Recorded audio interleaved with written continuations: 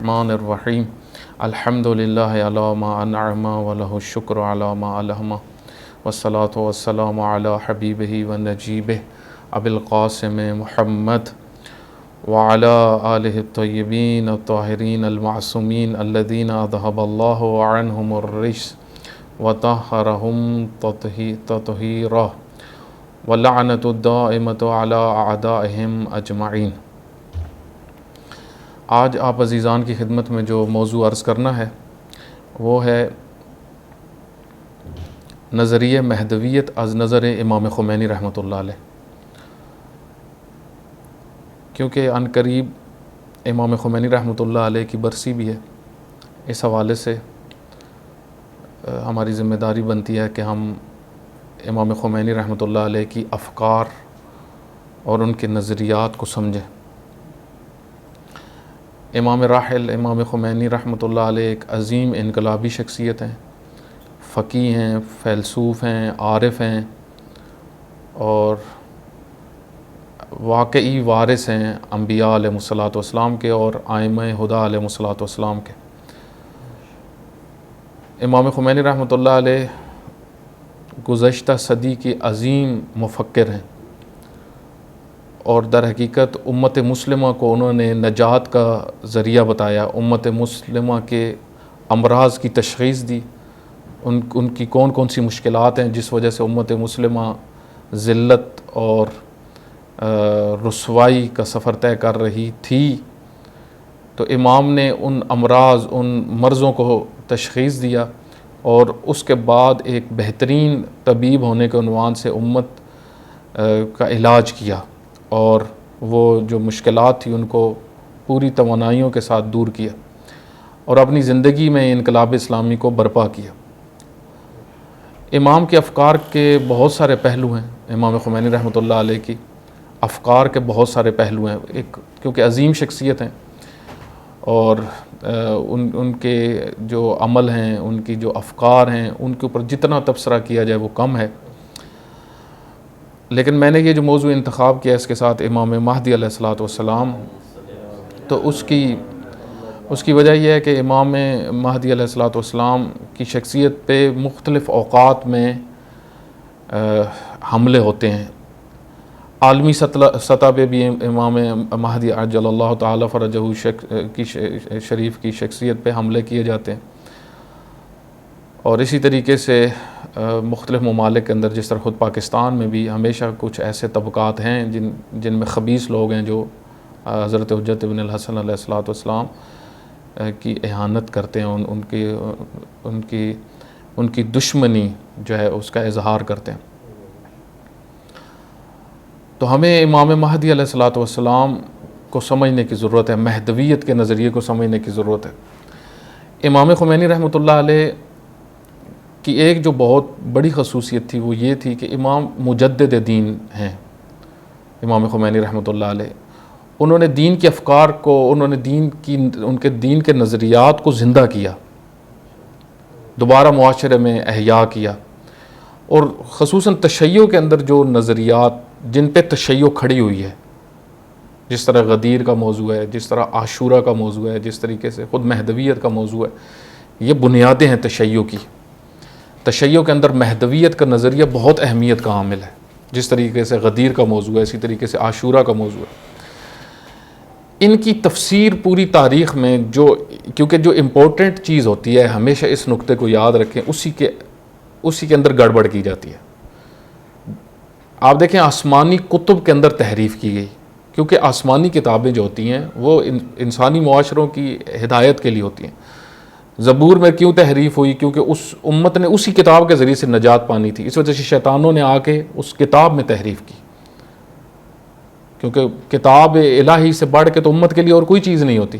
اسی طریقے سے انجیل کے اندر بھی اگر تحریف ہوئی تو اس کی امپورٹنس کی وجہ سے، اسی طریقے سے تورات کے اندر اگر تحریف ہوئی تو وہ اس کی اہمیت کی وجہ سے، کیونکہ وہ حضرت موسیٰ کی امت کے لیے نجات کا ذریعہ تھی۔ تو دشمن ہمیشہ جو مہم نظریہ ہوتا ہے یا منبع معرفت ہوتا ہے اس کو یا ختم کر دیتا ہے یا اس کے اندر تحریف کر دیتا ہے۔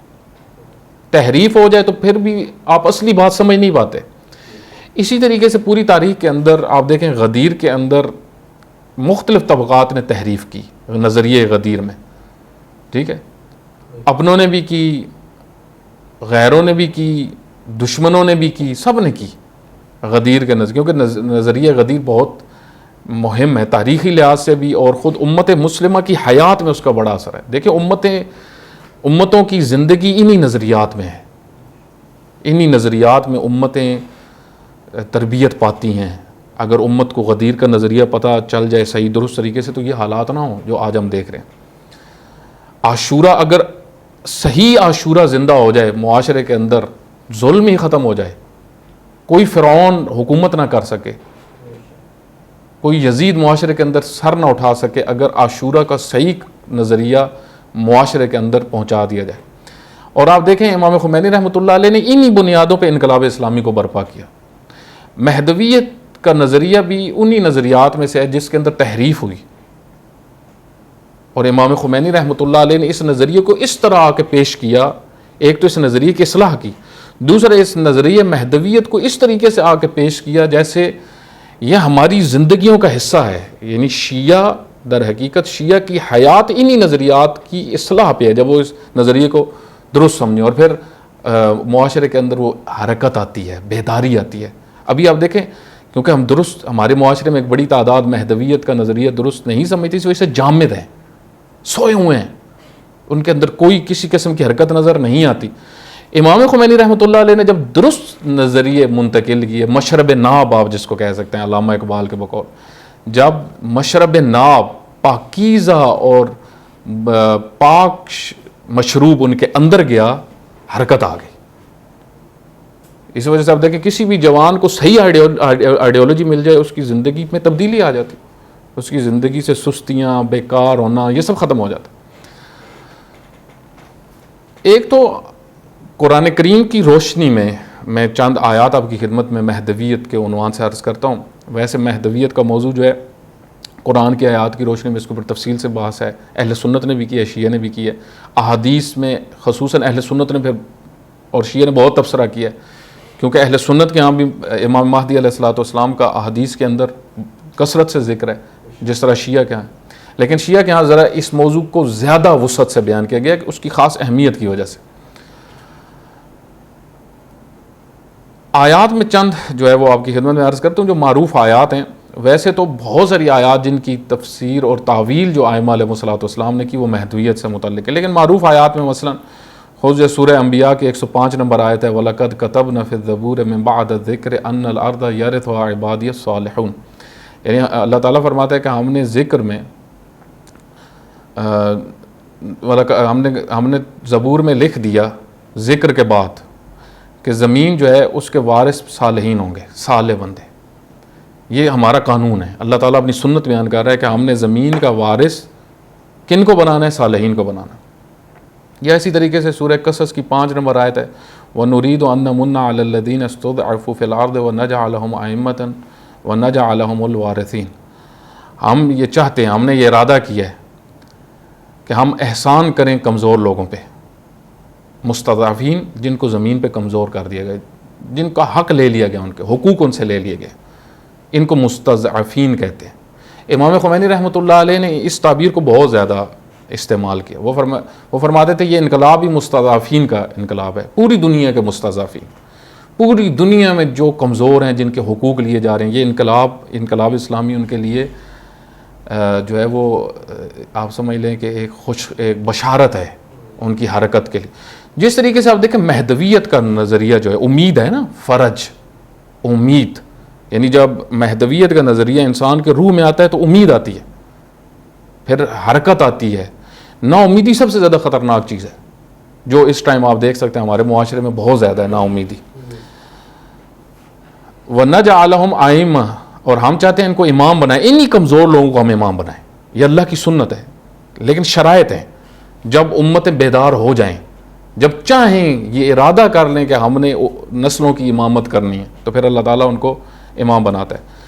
وَنَجْعَلَهُمُ الْوَارِثِينَ، اور ہم انہی کو وارث بنائیں گے زمین کا۔ آپ دیکھیں یہ آیات جو ہیں یہ بہت زیادہ تعلق رکھتی ہیں حضرت حجت ابن الحسن علیہ الصلوۃ والسلام کی شخصیت کے ساتھ۔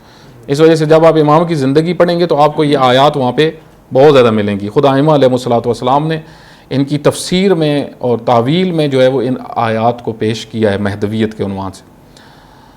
اسی طریقے سے پھر بہت ساری مثلاً یہ آیت وعد اللہ الذین آمنوا منکم وعملوا الصالحات لیستخلفنہم فی الارض، یعنی ہم نے وعدہ کیا صاحبان ایمان سے جو عمل صالح کا ایمان والے ہیں اور عمل صالح کرنے والے کہ ہم ضرور ضرور ان کو زمین کا خلیفہ بنائیں گے اور ان کو تمکن دیں گے اس دین کے ذریعے سے جو اللہ نے چنا ہے. ٹھیک ہے، اس دین میں ہی ان کو تمکن ملے گا، ان کو حکومت ملے گی، ان کو ہم طاقت دیں گے.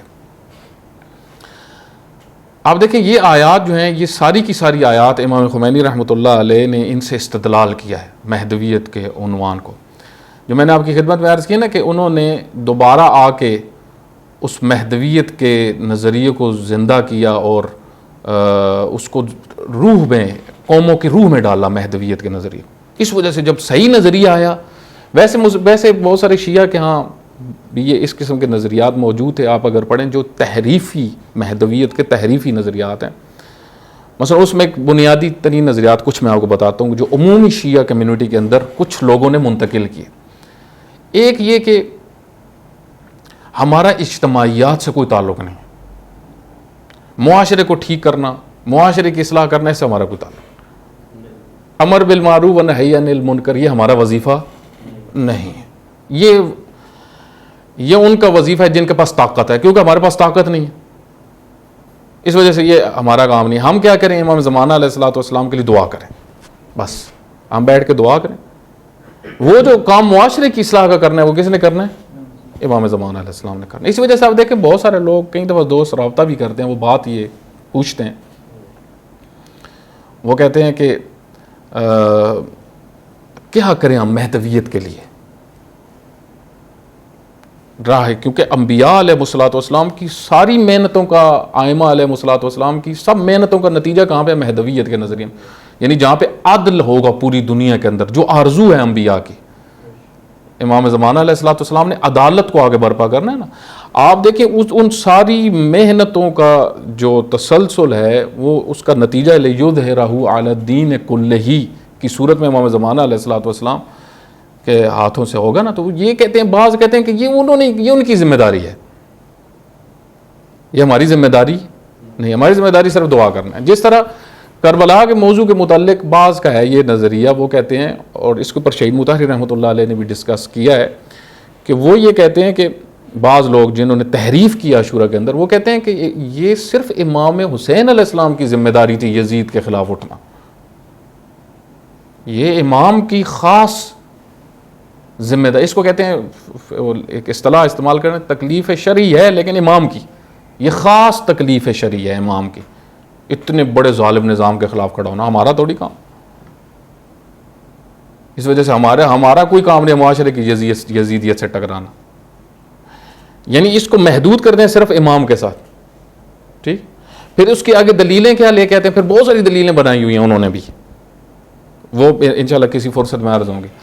تو آپ اگر امام حسین علیہ الصلوۃ والسلام کے خود کلمات پڑھیں تو امام نے اس میں بتایا ہے واضح طور پہ کہ مومن اس سچویشن میں یہ کام کرتا ہے جو میں کر رہا ہوں. بہت ساری تعبیرات ہیں کہ یہ جو میں کام کر رہا ہوں یہ مومن کی ذمہ داری ہے، یعنی جس کا بھی اللہ کی ذات پر ایمان ہے، آخرت پر ایمان ہے، تعلیمات دینی پر ایمان ہے، ما انزل اللہ پر ایمان ہے، جو کچھ رسول اللہ لے کے آئے اس پر جس کا ایمان ہے، جو مومن ہے، وہ کبھی بھی ایسے معاشرے جہاں پہ یزیدیت مسلط ہو چکی ہے وہاں پہ خاموش نہیں ہوگا، بلکہ اس سسٹم کے خلاف قیام کرے گا.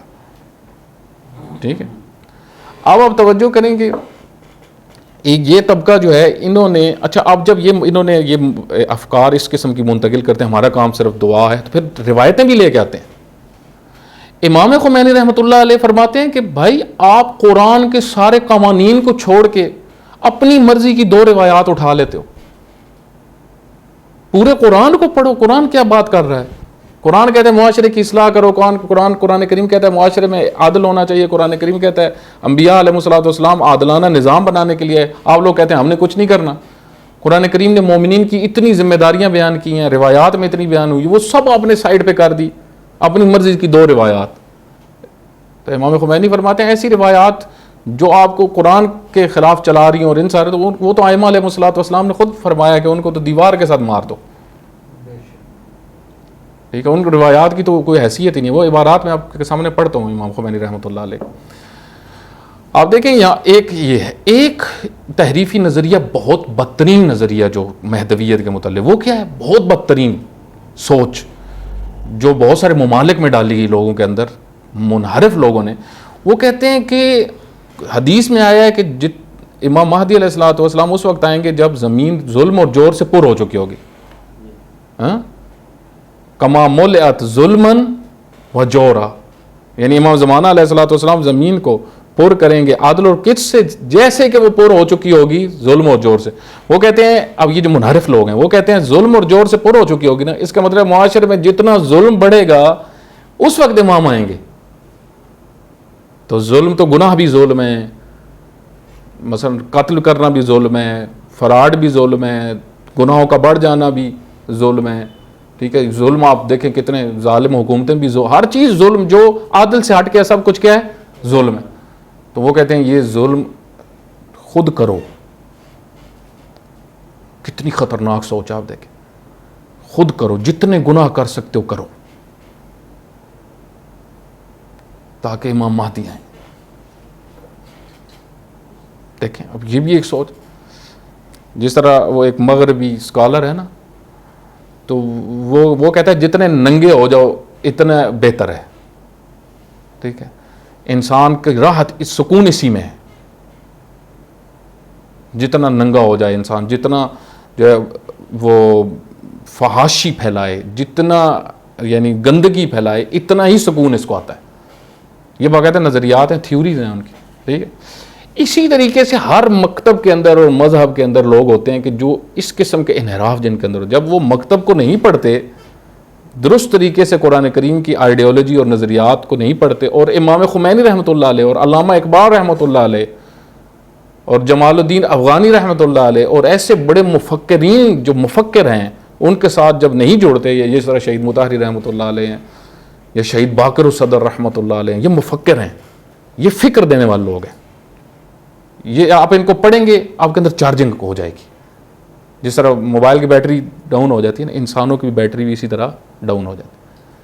ایک جوان اگر ان شخصیات کو پڑھے تو اس کے اندر کیا آ جاتی ہے؟ وہ پھرتی آتی ہے، حرکت آتی ہے، بیداری آتی ہے. وہ کہتے ہیں میں کچھ کروں سوسائٹی کے لیے، معاشرے کے لیے کچھ کروں. آپ دیکھیں مہدویت کا نظریہ اس قسم کی تحریفات کا شکار تھا امام خمینی رحمۃ اللہ علیہ سے پہلے. اچھا، بعض جو ہیں وہ، اور انہوں نے آپ دیکھیں بعض نے باقاعدہ پاکستان کے اندر ایسے گروہ موجود ہیں جنہوں نے جو ہے وہ خانقاہیں بنائی ہوئی ہیں، وہاں پہ جو ہے بیٹھ کے وہ اعمال کچھ کرتے ہیں. وہ ادھر خواتین بھی بٹھائی ہوئی ہیں، انہوں نے کہتے ہیں یہ امام زمانہ علیہ السلام کے منتظر ہیں. خطا خواتین جو بیٹھی ہوئی ہیں کہتے ہیں یہ شادی انہوں نے کرنی ہے، بڑی تعداد خواتین، یہ امام زمانہ علیہ السلام کی بیوی ہیں. یہ کہاں سے یہ نظریات آئے؟ آپ دیکھیں اس قسم کے جعلی نظریات، تحریفی نظریات، ان کو مہدویت میں منتقل کیا گیا. اس وجہ سے حتیٰ مہدویت کے نظریے کو بعض لوگ، آپ کہیں کبھی ڈسکس ہو رہا ہو نا تو بعض لوگ حساس ہو جاتے ہیں. اچھا، بعض نے آپ دیکھیں حساس کیوں ہو جاتے ہیں؟ وہ کہتے ہیں مہدویت تو پتہ نہیں وہ عجیب سی کوئی چیز ہے. یہ دیکھیں یہ بہت نقصان ہوا ہے. حتیٰ ابھی آپ اگر اپنی سوسائٹی کے اندر دیکھیں، پوری دنیا کے اندر، پاکستان کے اندر بھی دیکھیں، آپ کو مہدویت کے نظریے کے اوپر بہت سارے لوگ انہی منحرف سوچوں کے افراد نظر آئیں گے جو اس طرح کی تحریفی سوچ. مثلا میں خود آپ کو مثال دیتا ہوں. میں ایک مدرسے میں پڑھتا تھا، تو وہاں پہ سالانہ کانفرنسز ہوتی تھی، کافی سارے علماء کو وہ بلاتے تھے اور پروگرامز وہاں پہ ہوتے تھے، سیمینارز ہوتے تھے. تو علماء آتے تھے مختلف، وہ گفتگو کرتے تھے. تو ہر سال وہ ایک عنوان رکھتے تھے. ایک سال انہوں نے مہدویت کا عنوان رکھا، کو 20-25 علماء کو بلایا کہ جنہوں نے آ کے مہدویت کے موضوع پہ، امام زمانہ علیہ الصلوۃ والسلام کے موضوع پہ گفتگو کرنی تھی. تو میں بھی جو ہے وہ اتفاق سے میں اس وقت میں نہیں پڑھتا تھا وہاں پہ، لیکن میں گیا ہوا تھا. ایک سپیچ پہ میں ایک عالم دین اس وقت تقریر کر رہے تھے، تو میں پہنچا. تو انہوں نے بزرگ تھے کافی، ان کے یہ جملے تھے. انہوں نے کہا جو بچ سکتا ہے بچ جائے امام مہدی کے آنے سے پہلے پہلے. علیہ الصلوۃ والسلام. جو بچ سکتا ہے بچ جائے, کیونکہ انہوں نے آنا ہے, انہوں نے کسی کو بھی چھوڑنا نہیں ہے, انہوں نے خون و خون کر دینا ہے. یہ بھی تحریف ہوئی ہے پوری تاریخ میں کہ امام کو ایک ڈکٹیٹر قسم کی شخصیت, کہ ظالم قسم کی شخصیت جنہوں نے صرف خون بھائی کرنے, ساق تک خون, حتیٰ جعلی روایات بھی ہیں اس موضوع کے اوپر کہ مثلا ساق تک خون ہوگا, زمین نہریں بہ رہی ہوں گی خون کی, اتنے امام قتل کریں گے. اور پھر خصوصاً بعض مذاق کرتے ہیں نا, کہتے ہیں علماء کو بہت قتل کریں گے. اس میں شک نہیں ہے کہ امام منحرف علماء اور ان کے خلاف تو سٹینڈ لیں گے, اس میں کوئی شک نہیں ہے, لیکن جس طرح وہ تحریفی چہرہ پیش کرتے ہیں وہ خطرناک ہے. اس سے کیا ہوتا ہے, مہدویت کا چہرہ بگڑ جاتا ہے. آپ دیکھیں یہ ان سارے نظریات کے ذریعے سے مہدویت کی خوبصورتی ختم کی گئی. اس وجہ سے قوم کے اندر وہ حرکت, بیداری, شعور وہ نہیں تھا. ہر جگہ پہ قوم میں سوئی ہوئی. جس طرح آپ دیکھیں نا, خود اتنی بڑی تعداد میں ایران میں عزاداری لوگ کرتے تھے, عاشورہ والے دن بھی کرتے تھے, لیکن اس معاشرے کے اندر ایک یزید صفت شخص ان کے اوپر مسلط تھا, ان کو نظر نہیں آ رہا تھا. اس کو کہتے ہیں نا, جب درست سوچ سے آپ نہ مکتب کو سمجھتے ہو تو آپ پھر حتیٰ جو اعمال بھی کر رہے ہوتے ہیں وہ بھی یعنی ان کی کوئی بنیادیں نہیں ہوتی. تو آپ دیکھیں امام خمینی رحمۃ اللہ علیہ نے اس نظریے کو آ کے اس طریقے سے بیان کیا. امام نے فرمایا کہ مہدویت انتظار یعنی ایک عالمی نظام کی طرف حرکت, اس تک پہنچنا ہے. اس کے لیے آپ کو امر بالمعروف کرنا ہے, نہی عن المنکر کرنا ہے. اچھا آپ کہتے ہو کہ ہمارے بس سے باہر ہے, آپ نے وہ طاقت بھی حاصل کرنی ہے. پھر اس کی مثال اس طرح علماء فرماتے ہیں, آپ دیکھیں آپ نے کسی جگہ پہ گئے ہیں, آپ نے وضو کرنا ہے, ٹھیک ہے, آپ کو پانی نہیں مل رہا, تو آپ نے یہ نہیں کہ بیٹھ جانا, وہ پانی نہیں ملا بس اب میں تیمم کروں نا, پانی ڈھونڈنا ہے, خود پانی حاصل کرنا یہ آپ کی ذمہ داری ہے. ہو سکتا ہے قریب ہی آپ کو مل جائے. تو امام خمینی رحمۃ اللہ علیہ فرماتے ہیں کہ خود طاقت حاصل کرنا, طاقتور ہونا, قدرت حاصل کرنا یہ آپ کی ذمہ داری ہے. لیکن اس کے لیے آپ کو وہی راہیں اپنانی ہیں جو دین کی راہیں ہیں. اب یہ نہیں کہ میں غلط راہوں سے طاقت حاصل کرنے کی کوشش کروں, غلط راہیں تو ہزار ہو سکتی ہیں طاقت حاصل کرنے کی, لیکن میں اسی راہ سے چل کے طاقت حاصل کروں جو دین نے مجھے اجازت دی ہے کہ ان راہوں سے داخل ہو. سب سے بڑی طاقت خود نظریہ ہوتا ہے. میں خلاصہ آپ کی خدمت میں عرض کروں, نظریہ خود سب سے بڑی طاقت ہے اگر آپ جوانوں کے اندر وہ منتقل کر دیں. تو آپ دیکھیں امام خمینی رحمۃ اللہ علیہ نے انتظار کا مفہوم بتایا جوانوں کو, فرج, مہدویت, امام کی خود شخصیت کس لیے ہے, اللہ تعالیٰ نے ان کو کس لیے رکھا ہے, وہ کتنا بڑا ذخیرہ ہے. ان سب موضوعات کے اوپر امام نے جو ہے وہ مطالب بیان کے, وہ میں عبارتیں آپ کے سامنے پڑھتا ہوں. امام خمینی رحمۃ اللہ علیہ فرماتے ہیں کہ انقلاب مردوں میں ایران, یہ جو لوگوں نے انقلاب برپا کیا ایران میں, نقطہ شروع انقلاب بزرگ جہانی اسلام بے پرچمداری حضرت حجت ارواحنا فدا است. فرماتے ہیں یہ جو ہم نے کام کیا ہے یہ امام زمانہ علیہ الصلوۃ والسلام کے کام کا آغاز ہے کہ خداوند بر ہمیں مسلمانان و جہانیان منت نہد و ظہور و فرج شرادر عصر حاضر قرار دہت. فرماتے ہیں کہ اللہ تعالیٰ تمام مسلمانوں پر اللہ تعالیٰ نے لطف کیا ہے. امام مہدی علیہ الصلوۃ والسلام کا ظہور لطف ہے, ان کی فرج, وہ ان کی جو امام کی امید جو ہے ان کے متعلق جو امید ہے لوگوں کے اندر, یہ اللہ تعالیٰ کا لطف ہے مسلمانوں کے اوپر. پھر امام خمینی رحمۃ اللہ علیہ کی صحیفہ نور, جو ان کے مشہور ساری وہ کتاب جو تقریریں تھیں وہ صحیفہ نور میں اکٹھی کی گئی کتاب ہے جو امام خمینی سے منسوب ہے, صحیفہ نور.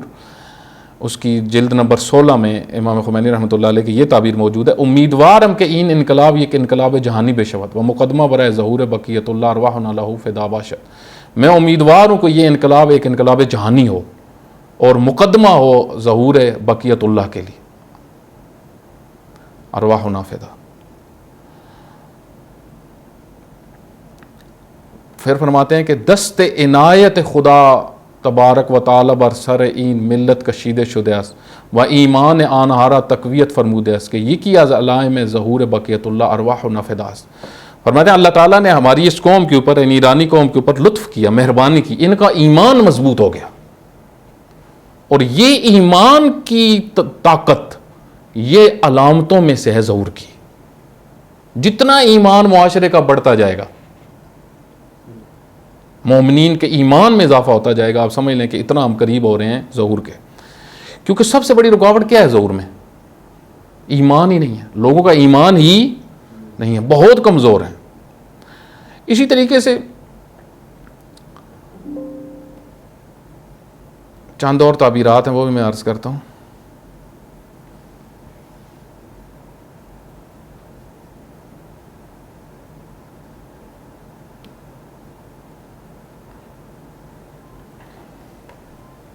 ماں ہم انتظار فرج داری و باید در انتظار خدمت کنی. فرماتے ہیں ہم بھی امید کے انتظار میں ہیں اور اس انتظار کی خدمت, اور باید در این انتظار خدمت کنی, ہمیں بھی خدمت کرنی چاہیے انتظار کے لیے, ہمیں بھی خادم بننا چاہیے. انتظار فرج انتظار قدرت اسلام است. اس امید کا انتظار اصلاً قدرت اسلام کا انتظار ہے. جو اس کے لیے کام کر رہا ہے وہ در حقیقت اسلام کی طاقت چاہتا ہے, دنیا کے اندر اسلام کی طاقت. اس وجہ سے اس سے بڑھ کے, یعنی اس سے بڑھ کے انسان کی توانائی کا بہتر خرچ ہونا اور کہیں پہ بھی نہیں. یعنی اصل میں مومن کی توانائیاں اللہ کی راہ میں خرچ ہونی چاہیے, صرف اللہ کی راہ میں, شیطانی راہ میں نہیں. آپ دیکھیں ایک بڑی تعداد اپنی توانائیاں شیطانوں کی سربلندی کے لیے اپنی توانائیاں لگا دیتے ہیں. جس طرح آج کل ہمارے یہاں دیکھیں ایک بڑی تعداد ہے, مثلا یہ سیاسی پارٹیوں میں اپنی توانائیاں خرچ کر رہے ہیں ان لوگوں کے لیے. یہ سب اپنی توانائیاں ضائع کر رہے ہیں. اپنی توانائیاں اس راہ میں خرچ کرو جن کے منتظر ہو, جن پر تمہارا عقیدہ ہے. اپنے عقیدے کے خلاف کیوں چل رہے ہو؟ اور مہدویت کا جب آتا ہے نظریت قدرت اسلام, یعنی جو در حقیقت مہدویت کے لیے کام کر رہا ہے وہ کیا چاہتا ہے کہ اسلام قدرت والا بنے. دیکھیں جس معاشرے میں بھی اسلام کمزور ہے نا, کس وجہ سے؟ اصل میں مومنین کی وجہ سے. جہاں پہ لوگ کمزور ہیں, آپ دیکھیں میں کچھ دن پہلے امام صادق علیہ الصلوۃ والسلام کی زندگی کے متعلق ایک تحقیق کر رہا تھا امام علیہ الصلوۃ والسلام کی زندگی کے متعلق. امام باقر علیہ الصلوۃ والسلام نے فرمایا اپنے فرزند جعفر صادق علیہ الصلوۃ والسلام سے کہ آپ قائم ہو, آپ قیام کرو گے, آپ نظام بناؤ گے, اس شرط پہ کہ لوگ اگر سمجھ گئے تو آپ کی شخصیت کو, آپ کے مقام کو. آپ دیکھیں کہ امام جعفر صادق علیہ الصلوۃ والسلام نے پورا ماحول بنا دیا تھا ایک حکومت اسلامی کا, لیکن لوگوں نے ساتھ نہیں دیا امام کا. بنی عباس جو تھے وہ فرصت طلب تھے, موقع کی تلاش میں تھے, ان کو بہترین موقع مل گیا, انہوں نے اہل البیت کا نام استعمال کر کے اہل البیت کی حکومت لے لی. انتہائی چالاک لوگ تھے بنو عباس.